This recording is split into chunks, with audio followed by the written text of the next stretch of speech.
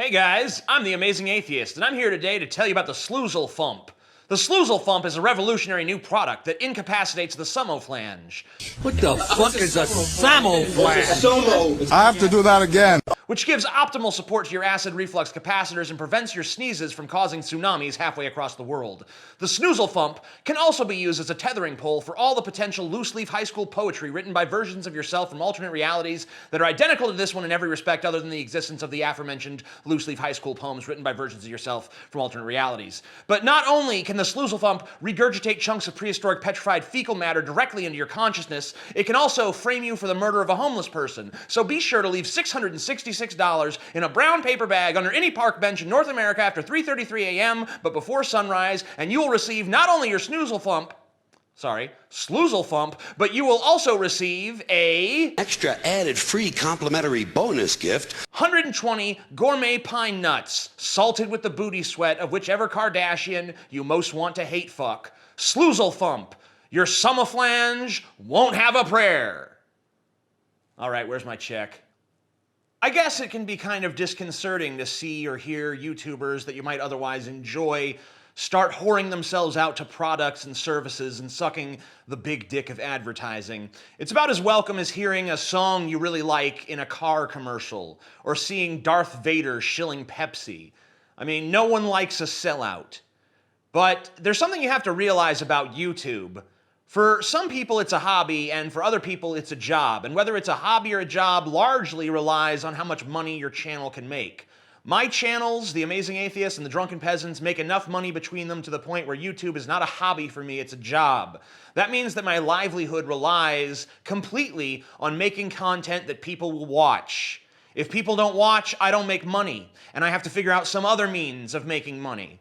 YouTube knows that people like me exist, which is why they go after channels like mine by demonetizing our videos.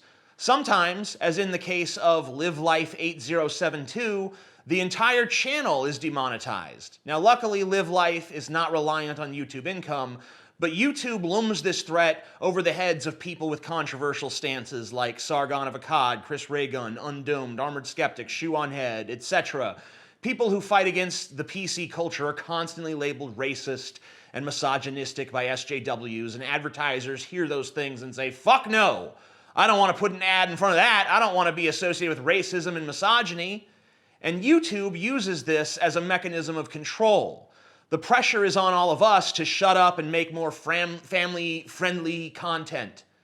That's what the demonetizations are about. That's what YouTube Heroes is about. That's what the shadow bans on Twitter are about. That's what the bans and suspensions on Facebook are about. And it's worth noting that the money that YouTube is leveraging against us is from advertising.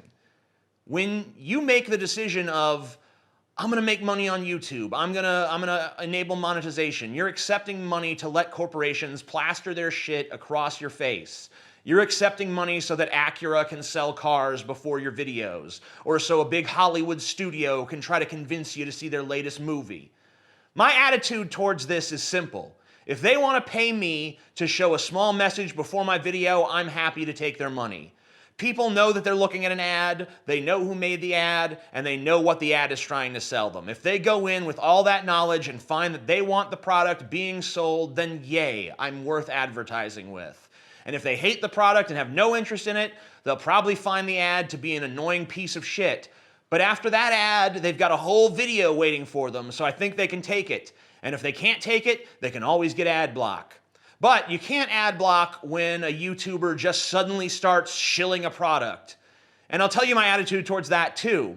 If I come on here and say, hey guys, guess what? Buy this product, use this service. You know damn well that I'm being a paid shill at that moment. And since you're smart enough to realize that, you can put what you're hearing in the proper context and make your own determinations about whatever's being sold. YouTubers need ad revenue. That's how we are paid. And if you think we're whores for it, I'd ask you, where do you get your money from? Chances are you work for a giant corporation. And if you don't, congratulations, more power to you. But we live in a capitalist country that is completely dominated by monolithic corporate entities, and we're almost all in bed with them. Drawing the line at artists and entertainers and commentators on YouTube being paid for their creations seems like a very arbitrary place to draw the line to me. Like, why am I a sellout if I take a big wad of money to say, product X is good, you guys, check it out? But you're not a sellout when you make less than I do to make a sandwich or park cars or move furniture or pour cement or fuck around on a computer or whatever the fuck you do. We're all sellouts the moment we sell our time to corporate America. So why do I get more shit for it than anyone else? Because my job is easier? Or taken less seriously, or you don't see the necessity of it, even though you apparently watch me and take it seriously enough to get offended when I accept sponsorships? You know, I've 3 times been offered to go on TV. Once I was offered to go on CNN to defend atheism, which I accepted, but apparently I failed because I had my chest hair showing. Oops. Okay, internet, whatever. The other 2 times I both rejected. I was once offered to go on the Steve Wilkos show with Onision, of all people. They wanted me and Onision to go on this shitty daytime talk show, and Onision is such a fucking fake, you guys. He was writing to me beforehand like, yeah, we can really play up how much we hate each other and we can plan it all out and stuff. No, fuck you, I'm not doing that. I shouldn't even have to explain why I'm not doing that. I was also once offered by Fox to be in a reality show where I'd be the asshole atheist in the house with all these religious people. It was pretty obvious to me what their agenda was. No, I'm not going to become part of a reality show. I'm not going to become a symptom of America's sickness. I'm not going to become a caricature of myself to entertain dimwit America with my zany, you love to hate him, neckbeard antics. Now that, to me, is selling out. I make my money from a wide net of sources: YouTube ads, sponsorships, affiliate programs, fan support through things like Patreon, Drunken Peasants merchandise, book sales, and probably a few others that I'm forgetting about. I make my money that way because this is my job, and I'm trying to be as good at it as possible. I want to succeed, but guess what? There is a line. There are things I'm not willing to do. I'm not willing to dilute my message or hand over my creative control. And believe me, I have lost out on plenty of financial opportunities because I wasn't willing to compromise on that. That's what selling out is. It's compromising your principles for money. I have no principles against selling ad space. It's something I actively want to do, as a matter of fact, because more ads means more money, and more money means I'm doing a better job by the sole metric our society seems to measure things like that by. Now, if you don't agree with my sensibilities, and you think that my view on this is totally askew, I'd ask you to take a good hard look at your subscription feed and see who has monetization turned on, because I bet a good solid chunk of them do. They're here making content for you because they get paid to do it, and because it's what they love to do. Maybe without you, and without the advertisers that want your eyeballs, they'd be working a job they hate at Best Buy, showing people where the laptop adapters are being kept 50 times a day. Yeah, they're over here, right between my shattered dreams and the fading memories of what I used to be. Now, YouTubers like me, we're desperate for your attention, and not just because our egos are gigantic, which they are, but also because we rely on you for our jobs. That means if we fail, we lose. And who do we fail? We fail you. If we give you what you want, we win. If anything, this system doesn't make us too beholden to advertisers. It makes us too beholden to viewers. So many YouTubers out there freak out whenever they lose a bunch of subscribers because they said something that pisses their fans off. But I always take that as a sign that I'm still me. That I'm still not filtering myself just to tell you what you want to hear because you're nothing but a dollar sign to me. The truth is that, at least as far as I'm concerned, I place honestly communicating my own thoughts and feelings to you as more important than appeasing your sensibilities so I can make more ad money. And I think you should take that, at least partially, as a gesture of respect for you and your intelligence. And that's why I'm talking to you guys today about YouTubers and the relationship that we have to advertising and how we make our money. Because I think that sometimes maybe people who don't do this for a living don't fully understand what this job actually is. And if you have any questions about it, feel free to ask them below in the comments section. I'll try to answer as many as I can possibly get to. Now, you know, there's actually another thing that sticks in my craw a little, and it's semi-related. I don't think it deserves a video of its own. I kind of think that videos like this one are pointless because trying to control the way others perceive you is a fool's errand. But since I'm already in defense mode, which by the way is a mode I try to be in as little as possible because I'm from the school of thought that if you're defending, you're losing. But anyway, since I am in defense mode, I might as well bring up this other pet peeve. You see, there's this idea that goes around that says that being a YouTuber is not real work. It's not a real job. Well, I would say, first of all, that anything you can legally do to make money is a real job. But aside from that, I just don't think people realize how much time this shit actually takes. I mean, think about what this job actually entails. I have to consistently make good videos.